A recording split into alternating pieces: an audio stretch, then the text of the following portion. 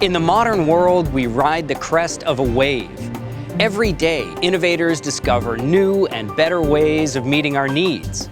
The greatest innovations are routinely replicated worldwide, except in education, which has remained stubbornly at anchor while the rest of the world has sailed past it. That modern world is growing at an unprecedented pace.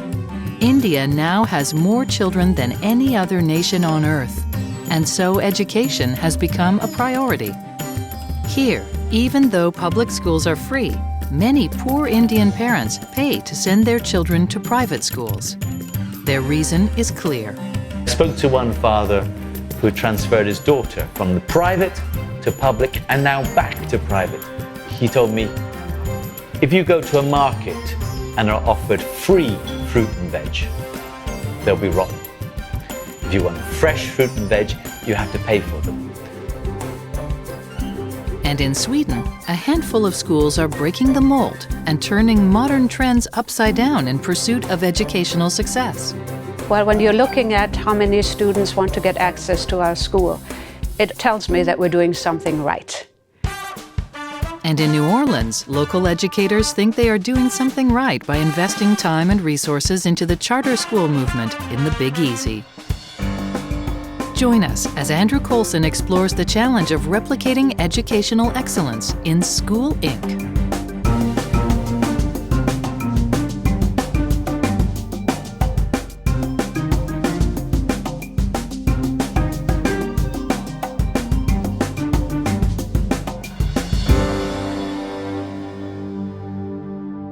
Major funding for this program has been provided by Rosemarie and Jack R. Anderson Foundation, Prometheus Foundation. Additional funding was provided by Gleason Family Foundation, the Stephen Lana Hardy Foundation. Here in Chile, 30 years after the passage of a national school voucher system, students outperform those in all other Latin American countries, and private schools remain a vital part of the system.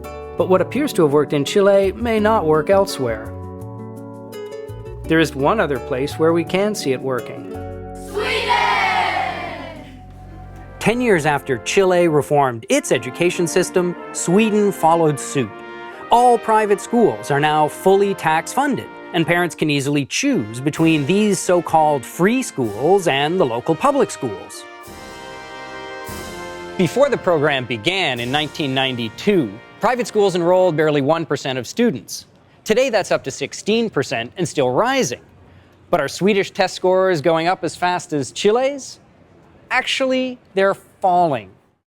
Swedish math scores dropped like a rock from 1995 to 2003 and continued to fall, though more slowly, after that.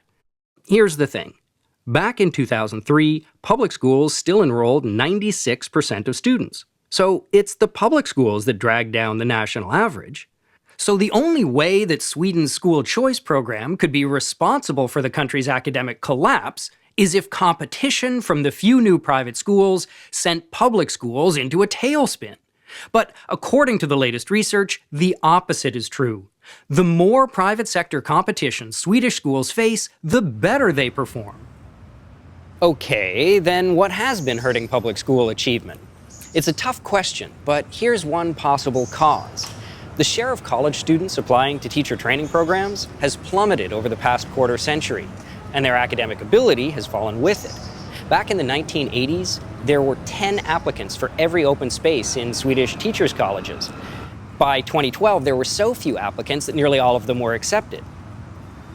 College admission in Sweden depends in part on a multiple-choice scholastic aptitude test.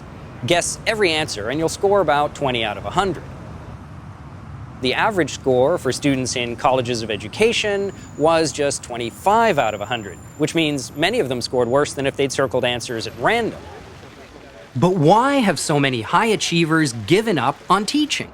It might have something to do with a dramatic change in the culture of Swedish schools.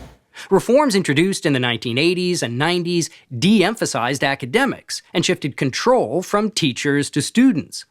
Today, nearly half of all students in Stockholm report that their studies are regularly interrupted by their peers who routinely ignore the teacher and chat on cell phones and social media during class. Both the public and private sectors have been affected by this cultural shift, but at least some of the private schools are bucking the trend. A network called IES, or International English Schools, emphasizes academics in a calm, respectful atmosphere. Students must behave courteously, address teachers as Mr. or Ms., and follow a conventional dress code. All of which is illegal. But the principal seemed disinclined to knuckle under. Our schools believe in discipline in the classroom. Our schools believe in high expectations for the children. I say to our principals, we stand up for who we are. We tell the parents this is what we expect. We talk to the students also. This is what we expect from you. This is, after all, a workplace. And after all, you have a choice. If you don't like our rules, there are places where you don't have to abide by rules. Founded in 1993, IES now operates 24 schools serving nearly 18,000 students, with an additional 30,000 still on its waiting list.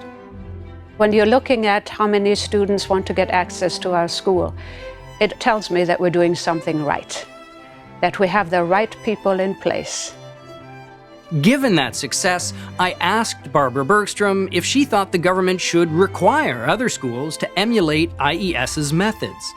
I don't think so, because I believe it's the choice that people are having. That's important.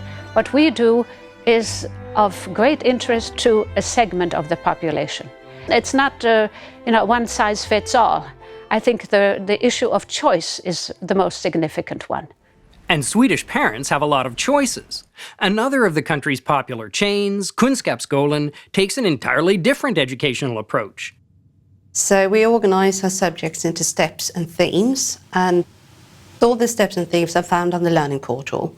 And the Learning Portal is accessible to students, teachers and parents. You can use it on any device, from an iPad or a smartphone, or from home, anywhere you are. So you can study French on the bus if you want to. Kunskapsskolan's individualized model gives students considerable autonomy, but it doesn't leave them unsupervised. As a teacher, I have 3 roles in Kunskapsskolan. I'm a subject teacher, I'm a general teacher, I'm there for all the students, and also I'm a personal coach. And I meet every student for 15 minutes a week. I think that our flexible way of organising time and our space gives me more room to create the different kinds of sessions that I think my students need. Like IES, Kunskapsskolan is expanding, even internationally. We have in Sweden about 40 schools and about 10,000 students. We started in London 3 years ago, and in London we are now running 5 schools. We are growing at the pace where we can keep quality.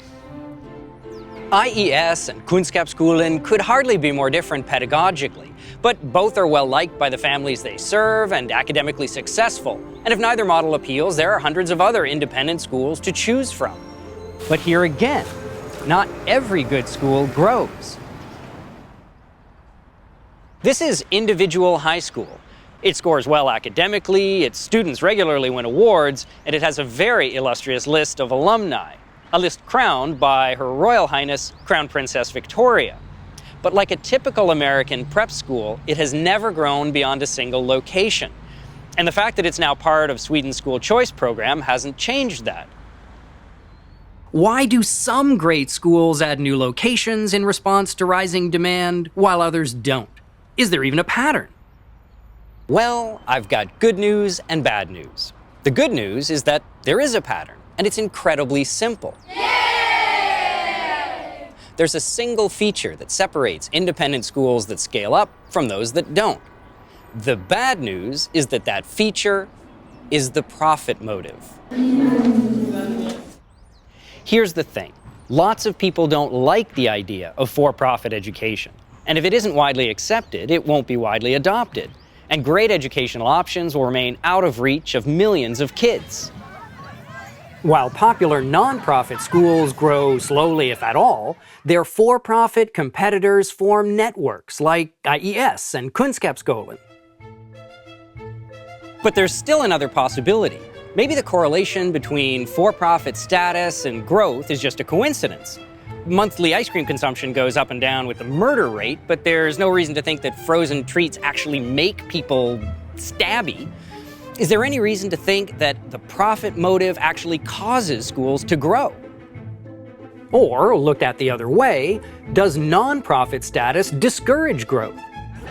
The answer is risk. If new locations fail, they can drag the entire enterprise down with them. Donors to nonprofits are unwilling to assume that risk. They give to sustain a tradition, not to jeopardize it.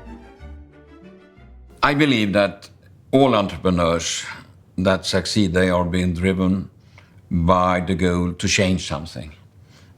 Profit is a receipt to show that you've done it in a successful way, but its primary aim is not, hey, let's make lots of money. The primary aim, let's make sure to do something that people like. And if they don't like it, we won't make money. That's an important consideration that sometimes is forgotten. It really does seem as if the profit motive plays an essential role. But that's just half the story. Entrepreneurs only earn a profit if they make good decisions. If they make bad ones, they suffer losses. To understand just how important that carrot and stick system is, it helps to look at a case in which the stick was missing. This is the Vasa. Launched in 1628, it is the oldest surviving ship in the world. Gustav Adolf II, the Swedish king who commissioned it, spared no expense. It ended up costing almost 5% of the entire Swedish national income. Construction lasted over 2 years, and just a few months before the Vasa's launch, it was subjected to a routine stability test. 30 crewmen lined up on one side of the deck, and then they ran back and forth across it in unison. But after just 3 iterations, the admiral overseeing the test called it off because it seemed the Vasa was about to capsize. Naturally, the ship was redesigned and retested before being put into service. Didn't happen. Actually, the Vasa was launched as is, and on its maiden voyage, it sailed 1,200 meters into Stockholm Harbor, heeled over, and sank, killing about 50 of its crew. That crew, of course, did not include the admiral. He made his bad call from the safety of the shoreline. Entrepreneurs, on the other hand, go down with the ship, and that puts a limit on the amount of risk they're willing to take. It also limits the amount of damage they can do if they're completely clueless. Companies that consistently make bad decisions continually suffer losses until they run out of money and credit and fail.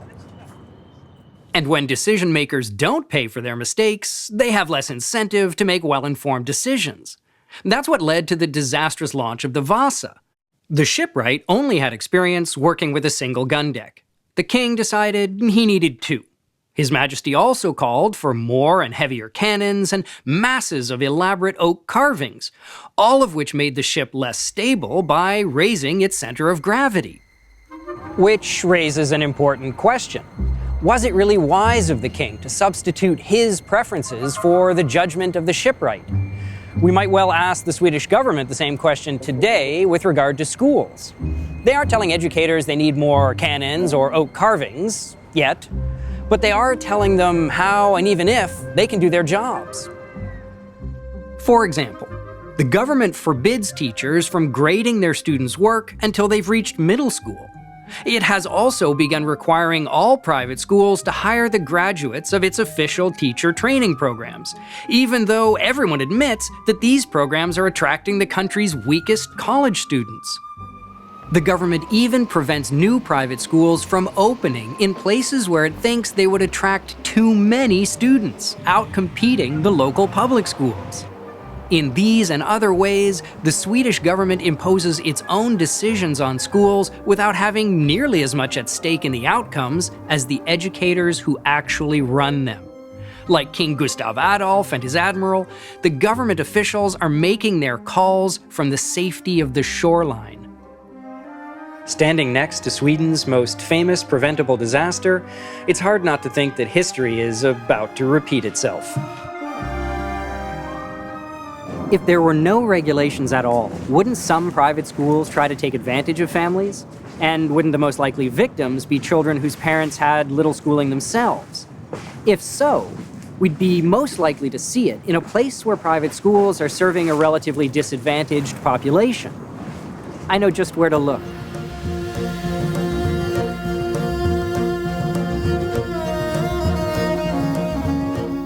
Here in India, a lot of schools are taking advantage of poor families. Back in 1999, a team of researchers made surprise visits to schools around the country. In village after village, they found one type of school that consistently had the worst facilities and the least learning.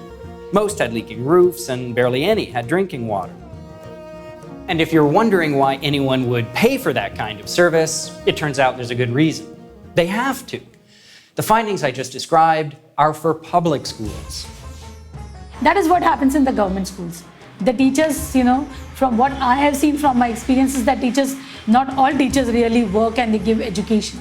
I have seen teachers sitting and chatting, and I've seen children roaming around in the school rather than being in the classes.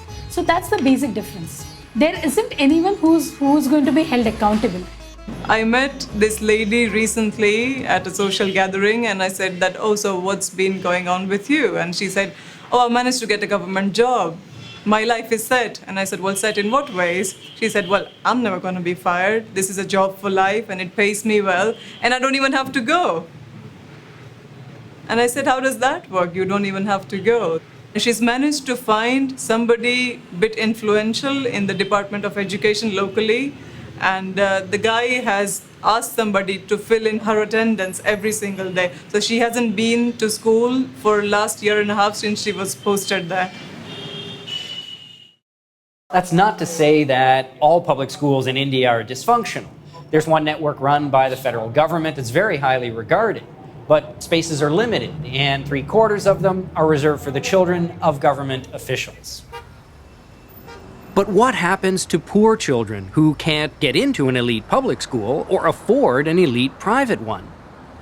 That's a question that British education professor James Tooley found himself asking when he came to Hyderabad on a research trip. So one day I took a auto rickshaw from my hotel in Banjara Hills, a nice part of town, down to the Charminar, where I'd read in my rough guide to India, the slums of the old city lay behind this Arc de Triomphe, if you like, of Hyderabad. And I found something which changed my life. It was one of those wonderful moments where I found a private school, a low-cost private school. In those days, charging the equivalent of about $1 per month. I found one, and then a second and a third. And soon I found this federation of low-cost private schools. When Tooley revealed his discovery to other education experts and government officials, they were a tad skeptical. They said, calm down, Tooley. Calm down. What you found, and I remember this, what you found is a couple of businessmen ripping off the poor. And anyway, it's only happening in Hyderabad in India. We know about it. It's a small thing, And I thought, ripping off the poor, but that's not what I've seen there. I've seen dedicated entrepreneurs who are running schools. They come in on their weekends and run science fairs and sports competitions. When you see, one or two schools in poor areas, you think, okay, this must be charity. Maybe the mosques are supporting them. Some NGO, some non-government organization is supporting them. When you see 5, 10, 15, and you hear of 500 of these schools, you realize that can't be the case. There has to be a financially sustainable business model. I talked to a lot of parents. I said, you're poor, Why are you spending money on the private schools when the government schools are free? I'll never forget. One said, in the government schools, our children are abandoned. And sure enough, I went to see one of these government schools, and I'll never forget this. 130 children sitting on the floor. It's a government school just around the corner from here. 130 children, all bright-eyed, eager to learn, eager to welcome this stranger in their midst, doing nothing, abandoned.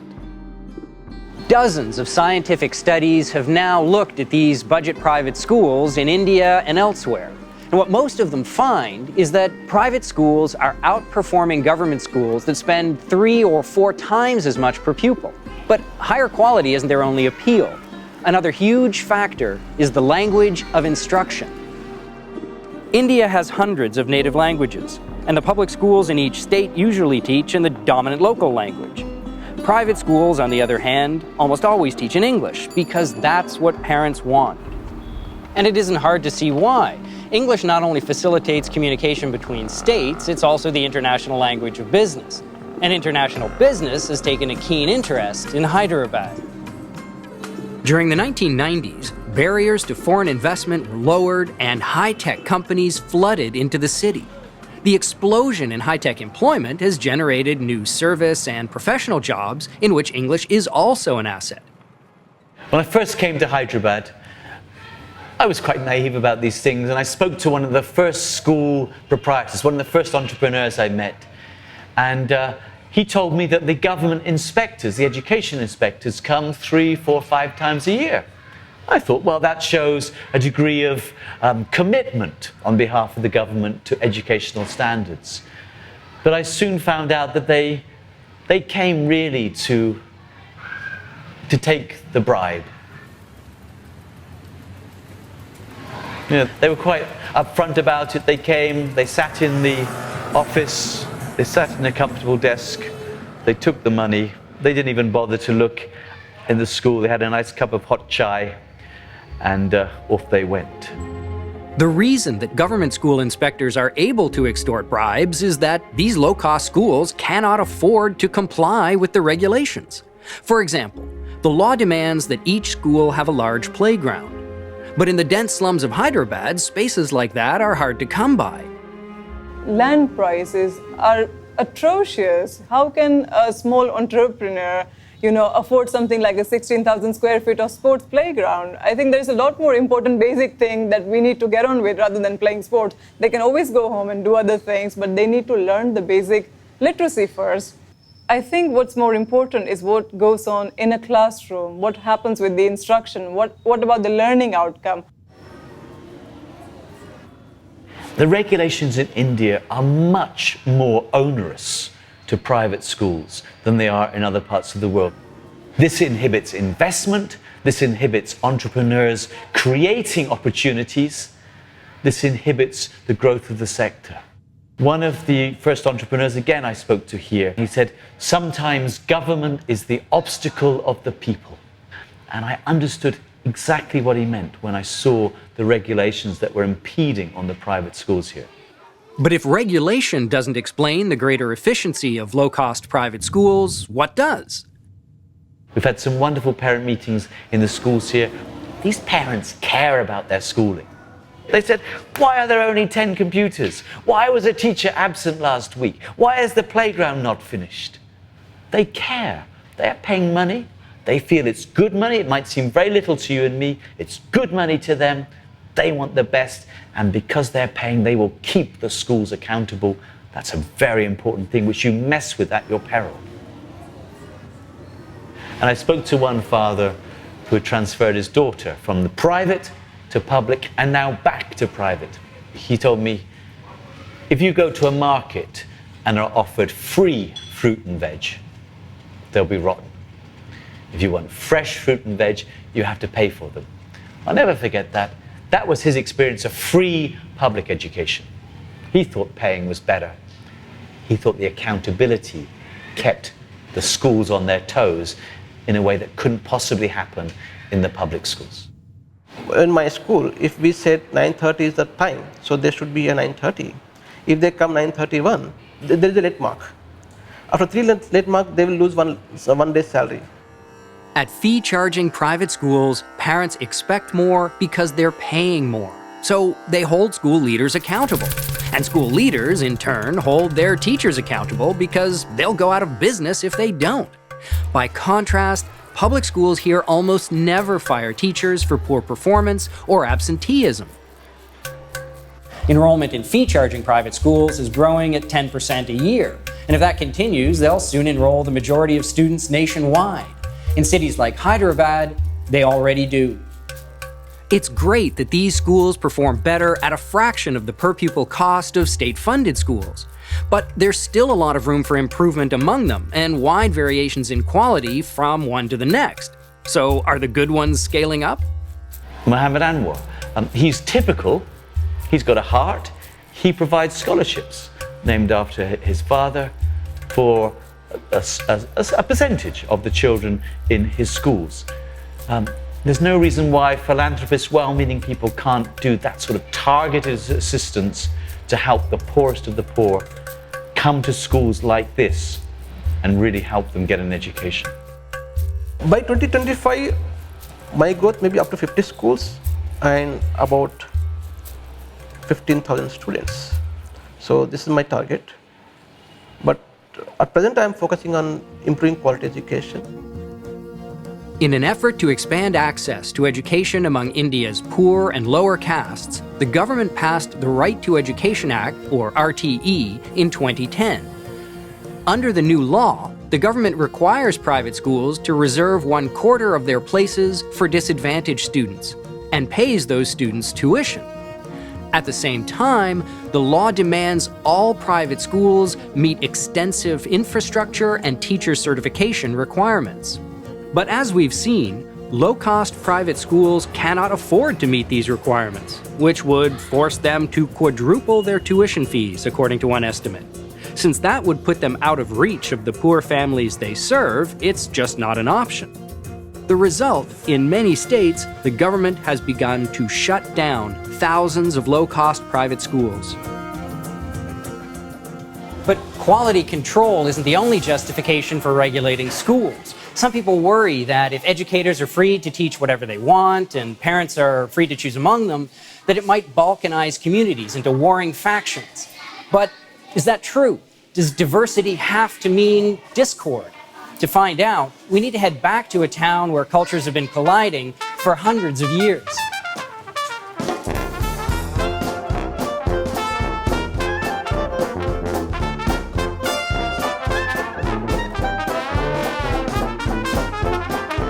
When people think of New Orleans, they often think of Mardi Gras, a celebration inherited from the French, who ruled Louisiana during most of the 18th century. The French got the idea from Roman Catholics, who in turn got it from Roman pagans. Among the most popular paraders are the Mardi Gras Indians, comprised of African Americans who wear costumes inspired by Native Americans. Music, of course, is a big part of Mardi Gras, especially jazz, which was born in New Orleans from African roots, European instruments, and a dash of Spanish influence. You can still see some nice Spanish architectural touches in the city's French Quarter. All of that to say, if you're looking for a cultural melting pot, New Orleans is a pretty good place to be. Now, let's say you add to this melting pot a dollop of school choice, a program that lets families choose from among a host of public and private schools that teach different values and religions. Would all heck break loose? That question came up in 2002, when the U.S. Supreme Court was asked to decide the fate of just such a program in Ohio. Vouchers worth $2,500 were offered to low-income families who could redeem them at public and private schools, including religious ones. That freedom of choice gave pause to Justice Stephen Breyer, who feared that it would create conflict in a diverse society like ours and tear our nation apart. Two other justices shared Breyer's reservations, but the majority decided to uphold the voucher program. It wasn't that they necessarily disagreed with him, they just thought his concern had no bearing on the constitutionality of the program. So the question remains, were Breyer and the other dissenters right? Does giving families a wide range of educational choices cause conflict? New Orleans is a good place to answer that question because a voucher program was introduced here in 2008 and expanded statewide 4 years later. As expected, most of the schools were religious. What wasn't expected is that one of them turned out to be Muslim. For some legislators, that was a deal breaker, and they were pretty candid about it. One said that she liked the idea of providing parents with a choice between public schools and Christian schools, but that she did not support public funding for the teaching of Islam. Another said that he opposed any bill that would provide funding for Islamic teaching, saying, "I won't go home to my people and explain I voted for this." Within a few days, the objectors got their way.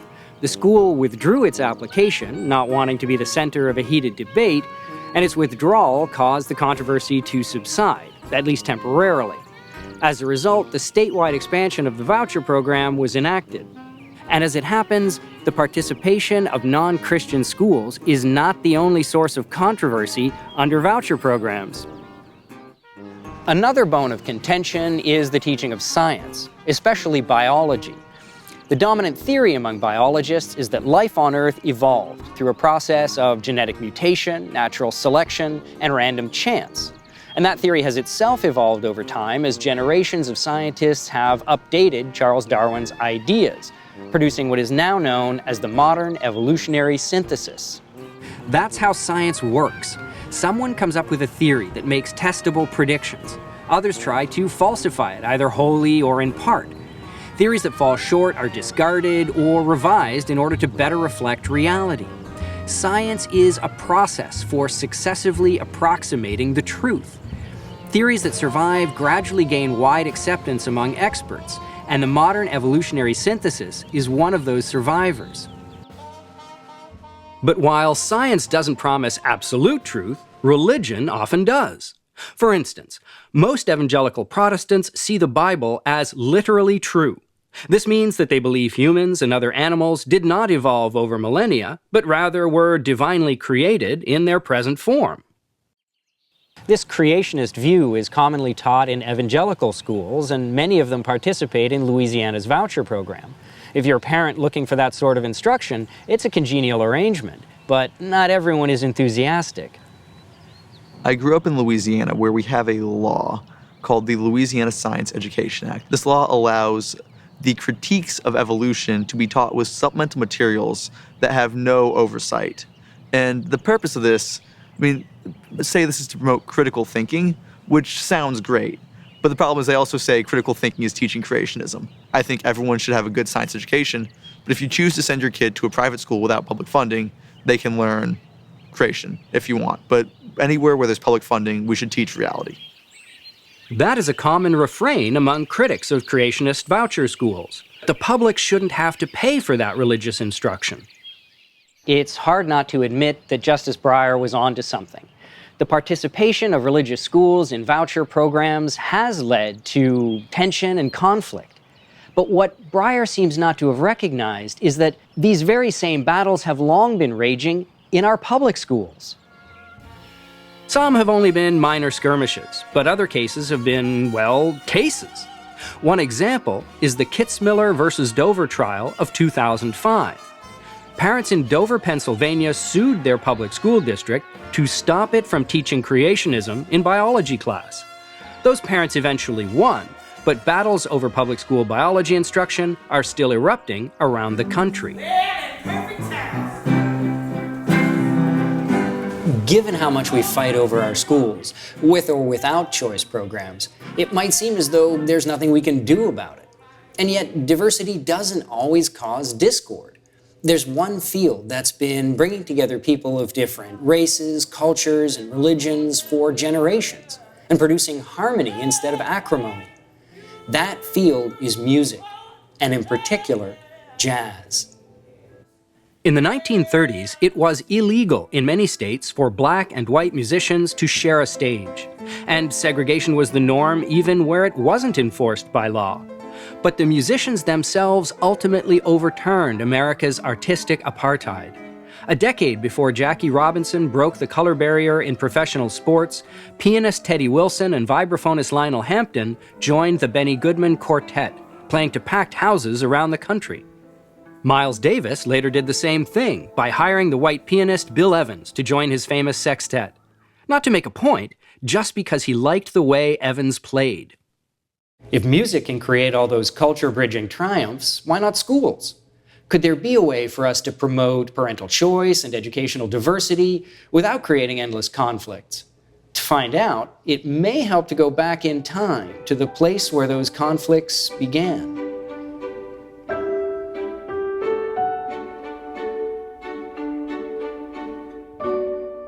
St. Augustine Church in Old Town Philadelphia. It's a beautiful building, but on a human scale, which is probably why it's played host to everything from society weddings to feature films. But the appearance of St. Augustine has changed quite a bit over time. 169 years ago, it looked like this, and a few months later, like this. The original St. Augustine's Church was burned to the ground during the Philadelphia Bible riots of 1844. By the time the smoke cleared, 25 people were dead and another 100 injured. If the idea of Bible riots sounds odd, the reason for them will sound even odder. Reading the Bible was mandatory in public schools, but each Christian sect had their own version of the good book.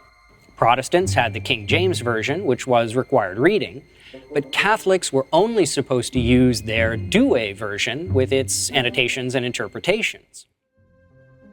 Philadelphia's Catholic bishop tried to diffuse the situation by suggesting that either Catholics be exempt from the mandatory readings or that they be allowed to use their own Douay Bible.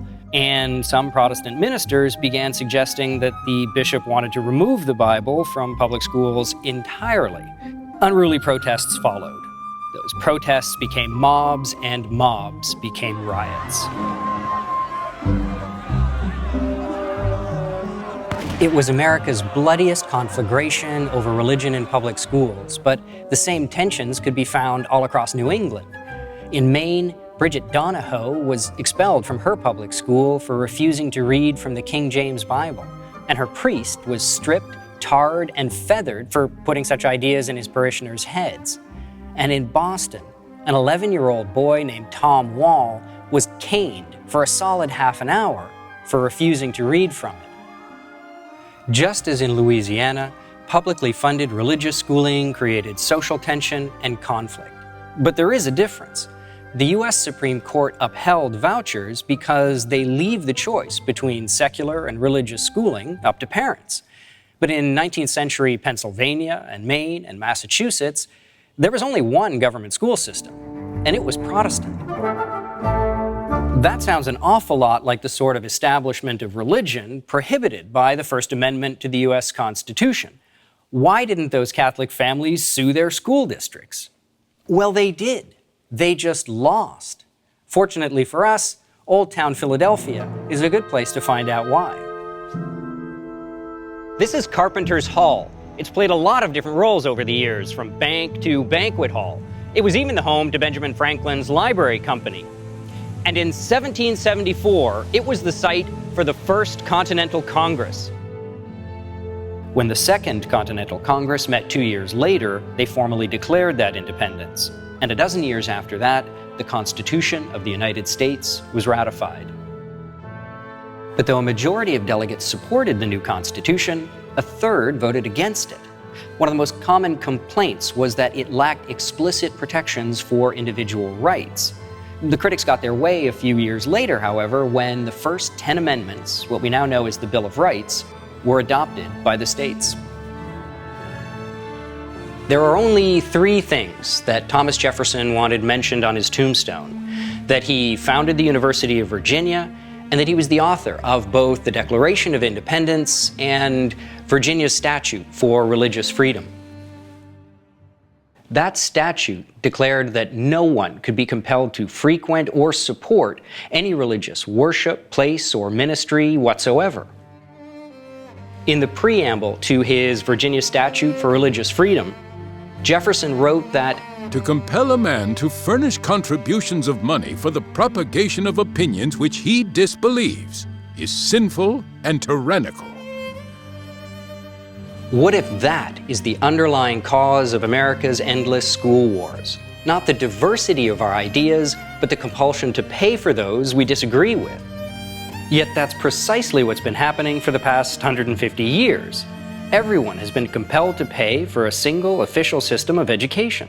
So naturally, everyone has wanted it to reflect their own views and reject those they oppose. But in a society with so many contradictory views, that's been impossible. The only way for one group to win has been for another to lose. Hence our endless battles over what is taught in public schools. In the last years of the 18th century, Catholics in Philadelphia were still very poor. So when two Augustinian friars came to the city to build a church, they had to cast a wide net in order to raise the necessary funds. One of their main donors was the sitting President of the United States, George Washington, a Protestant. Washington's gift caused no public outcry. In fact, St. Augustine's returned Washington's ecumenical favor when it became a hospital for stricken Protestants during the cholera epidemic of 1832. Wouldn't it be great if we could harness that same spirit of philanthropy in education? One way to find out is to visit a place where it's already happening.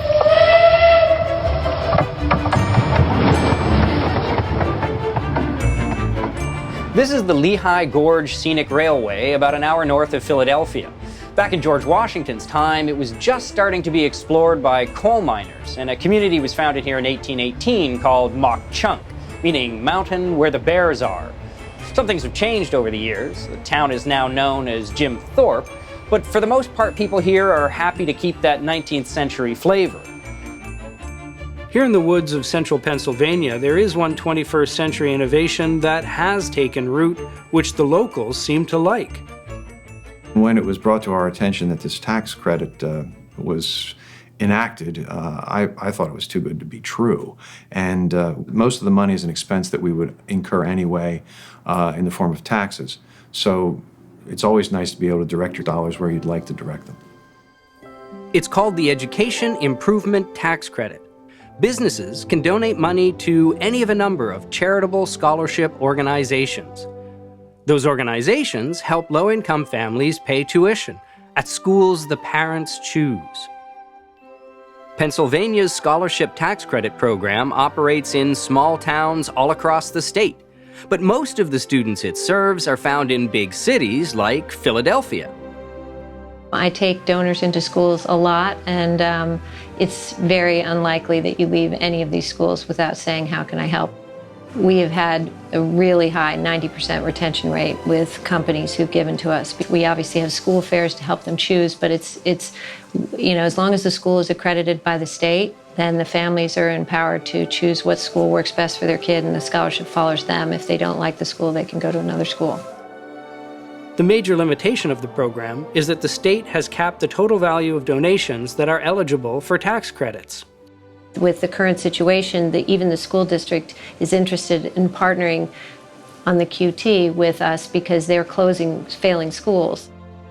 I always say we have no stake in this game as an organization. Our job is to just get scholarships, get them to kids who don't have access to them. And so if they mechanically made it easier and they removed the cap, I think the programs would explode in size. I think you'd see them 3 or 4 times the size. And what I think you'd see is the quality of education, even in some of the non-public schools, would even get better. It sounds as though the program would grow dramatically if the tax credit cap were raised or removed. In fact, we can already see that happening in the state of Florida. What's different about Florida's program is that its cap is automatically raised every year, so long as there are more families and more donors who want to participate. In just a few years, the program doubled in size to nearly 70,000 students. Subsidizing education through voluntary philanthropy seems to offer a lot of freedom to parents and donors. But what about teachers? And how could we even measure the difference? I don't know about you, but I could use a beer. Maybe I should rephrase that. The beer itself is not going to help us answer this question, but a technique developed by a master brewer actually will. Enter William Seeley Gossett, a young chemist at the Guinness Brewery in Dublin, Ireland. Gossett's job was to improve the beer without having to raise the price. That meant doing experiments to identify things like the best ingredients. But those experiments took time, and they cost money. So Gossett had to figure out ways of extracting useful conclusions from just a few small-scale studies. The company was so keen on his efforts that it gave him a year-long sabbatical to research statistics in London. Their decision paid off. Gossett developed a technique for drawing conclusions from very small studies, making statistics a useful and affordable way for Guinness to improve its products. For instance, presented with 2 shipments of hops, Gossett could tell if one was better than the other by testing just a few samples, and he knew how confident he could be in his results. The company was so impressed by Gossett's breakthrough that they didn't really want other breweries to learn about it. Nevertheless, they let him publish his work anonymously. Gossett chose the alias Student, so his technique became known as Student's t-test, and it's still used by scientists all over the world. In fact, that's why we're interested in Gossett. His test can help us answer our question about regulatory differences between vouchers and tax credits. As this chart illustrates, the difference is substantial. Joining a voucher program is expected to more than triple the amount of red tape educators have to contend with. That's a much bigger burden than the one expected for participating in a tax credit program. One reason for the difference might be that tax credit programs, like the one in Pennsylvania, rely on voluntary private funding. No one is forced to donate to a scholarship-granting organization, and anyone who does can pick the organization that receives their funds. It's a system that is directly accountable to both donors and parents, so there's little incentive for piling on regulation. Vouchers, on the other hand, are public dollars. All taxpayers have to pay for them, and yet they have no direct say over how those dollars are spent. As a result, some legislators feel they must use regulations to control how vouchers are used. Unfortunately, as we saw in India, Chile, and Sweden, those regulations are not always helpful. In most countries, we not only make it cumbersome to operate an individual school, we make it hard for innovators to scale up successful ones, much harder than it is to replicate excellence in other fields. That's kind of a big deal. How big?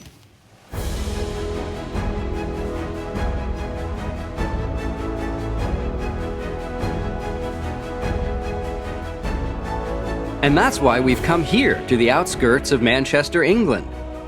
Because this is where the wave began in the late 1700s. This was the birthplace of the Industrial Revolution. And it's where the American Francis Cabot Lowell learned how to build a water-powered textile mill from the people who first developed them. And yet, the most dramatic thing about the Industrial Revolution is not the machinery, but the transformation it caused in the standard of living. For the first 200,000 years of human history and prehistory, the average person survived on $3 a day, or less. In 1798, a Brit named Thomas Malthus famously described this problem and claimed that the population would always rise faster than the supply of food and other resources, so the standard of living could never rise. Ironically, Malthus was absolutely right about the way the world worked right up until his own generation. In the 2 centuries since, the world's population skyrocketed. According to Malthus, that should have led to global starvation. Instead, the standard of living rose even faster than the population. In the countries that caught the wave early, average incomes shot upwards by a factor of more than 30, from $3 a day to $100. That is the real wave, a tide of innovation so colossal that it swept away the Malthusian population barrier. After 200 millennia of stagnation, sustained progress in human welfare finally became the norm. And it all began here in the United Kingdom in the mid-18th century. So what was Britain's secret ingredient? There's no shortage of theories. Was it a higher savings rate, international trade, exploited workers, colonialism, greed, modern science, the Protestant work ethic, railroads, canals, and on and on? There have been dozens of possible explanations offered since people started to notice the wave. Until shortly before the Industrial Revolution, Earning a living was scorned by the elites of every society on Earth. If you worked your hands, you were beneath the notice of dignified people. And if you ran a business, you were beneath their contempt. The widespread loathing of entrepreneurship has to have made opening a business less appealing. If all that hostility prevented the rise of the Great Wave, it's terrible news for education. After all, running a business that earns money educating kids is still widely despised today. Consider the case of Reed Hastings, the founder and CEO of Netflix. After college, Hastings joined the Peace Corps and went to Swaziland to teach high school students. In the 1990s, while he was hatching the idea for Netflix, Hastings also took graduate courses in education because he wanted to understand why schools were lagging while other fields were leaping ahead. Sound familiar? Since then, Hastings has given millions to educational charities, but has decided not to start an education business. He told a reporter he didn't want people to think he was doing it for the money. So education can have some of Hastings' charity, but it can't have his entrepreneurial leadership. But outside of education, that attitude started to change around the year 1600. A new way of talking about commerce appeared alongside the old one. Shakespeare himself was a transitional figure. In addition to casting characters who fit the old negative mold, he introduced a few who shattered it. His Comedy of Errors, for instance, is full of business people who are basically nice. They're polite, they honor their contracts, and they don't try to cut chunks out of each other. In the years that followed, favorable references to commerce appeared in English plays, essays, and novels. Many of them are now forgotten, but others not so much. If this little bungalow looks familiar, it might be because it was featured in the television adaptation of Jane Austen's Pride and Prejudice. As with most of Jane Austen's books, it is filled with pompous gentry who sneer at anyone who works for a living. But in Austen, those are the bad guys. For instance, the conniving Bingley sisters mock our heroine, Lizzie Bennet, for having an uncle who's a merchant. But though he works in Cheapside, they're not criticizing him for being poor. Cheapside is an actual street in London, and in Austen's day, it was an upscale shopping district. The Bingley sisters mock Lizzie's uncle because he earned his money in trade, instead of getting it the right way, from a dead relative. That opportunity for entrepreneurs to earn people's respect, says economist Deirdre McCloskey, is what caused the great wave of innovation that raised the standard of living worldwide by a factor of 10, a factor of 30 in the nations that adopted it early. She doesn't argue that mundane economic factors like financial incentives, competition, and consumer choice were unimportant, just that they were insufficient. But is she right? It's too soon to say with confidence, but one thing we can say is that her theory meshes well with the story of education. Then as now, education was perhaps the only field in which successful entrepreneurship was not celebrated, and so did not flourish. Where it has begun to thrive in modern times, it is only in exceptional places where resistance to education as a business has lessened. But even if McCloskey does turn out to be wrong, we're still left with a choice in how we think about people who work for a living, whether it's digging ditches, running a shop, or building a school network. A choice between, say, Jane Austen's snobbish Bingley sisters or her open-minded Lizzie Bennet. Who do we want to be? What if we allowed all education entrepreneurs to put their own money on the line in an effort to better serve us, gaining or losing based on their successes and failures, just as entrepreneurs do in other fields? And what if we made sure that everyone had access to that wide open marketplace? Would we then see excellence scale up in education?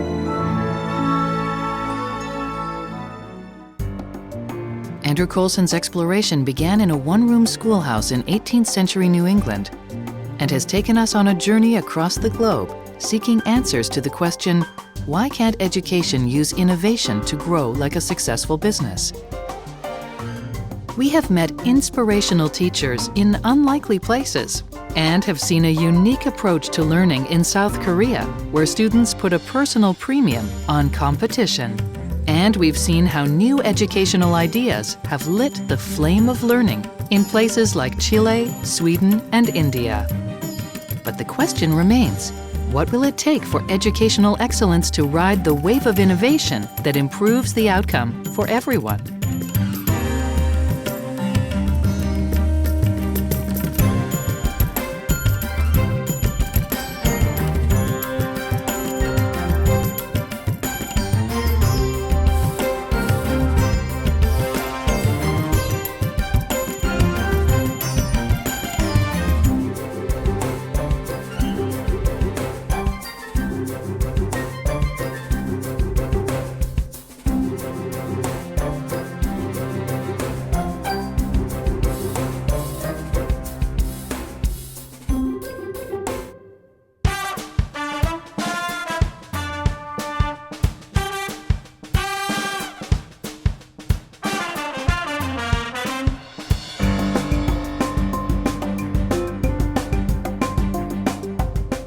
Major funding for this program has been provided by Rosemarie and Jack R. Anderson Foundation, Prometheus Foundation. Additional funding was provided by Gleason Family Foundation, the Stephen Lana Hardy Foundation. School Inc. is available on DVD. For more information or to order a DVD of this program, call 1-800-876-8930 or visit www.freetochoose.net.